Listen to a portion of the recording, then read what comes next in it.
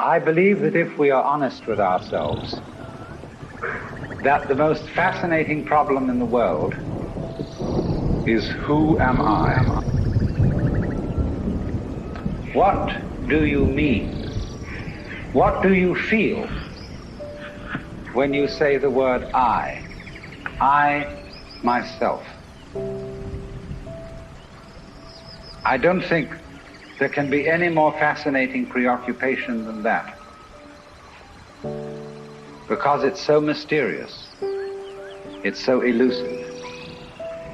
Because what you are in your inmost being escapes your examination in rather the same way that you can't look directly into your own eyes without using a mirror. You can't bite your own teeth. You can't taste your own tongue. And you can't touch the tip of this finger with the tip of this finger. And that's why there's always an element of profound mystery in the problem of who we are. This problem has fascinated me for many years, and I've made many inquiries. What do you mean by the word I?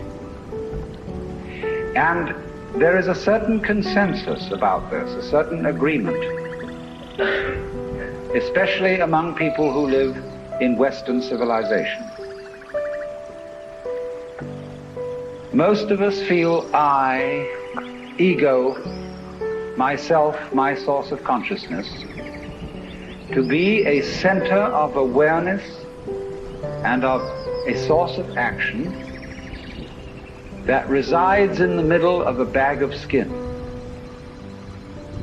And so we have what I have called the conception of ourselves as a skin-encapsulated ego. Now, it's very funny how we use the word I. If we just refer to common speech, we are not accustomed to say, I am a body. We rather say, I have a body. We don't say, I beat my heart, in the same way as we say, I walk, I think, I talk.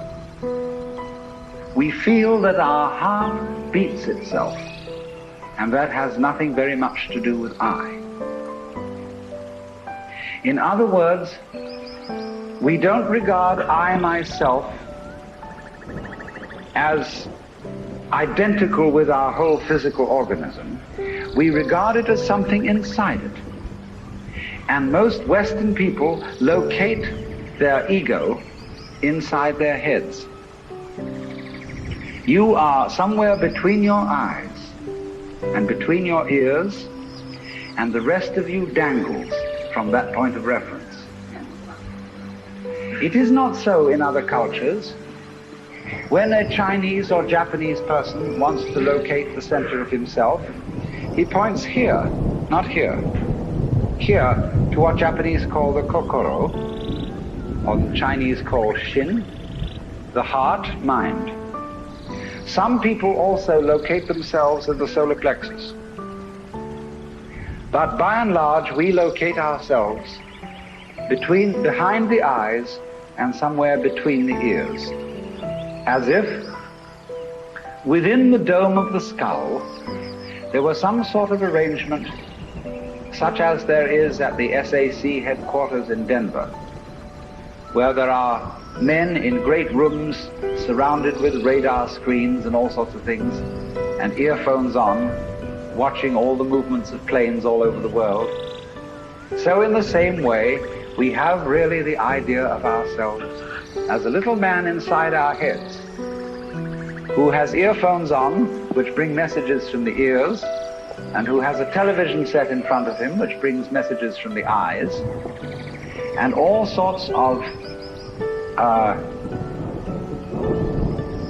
electrode things are all over his body, giving him signals from the hands and so on, and he has a panel in front of him with buttons and dials and things, and so he more or less controls the body. But he isn't the same as the body, because I am in charge of what are called the voluntary actions.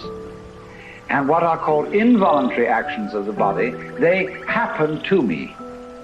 I am pushed around by them, but to some extent also I can push my body around. This, I have concluded, is the ordinary, average conception of what is oneself.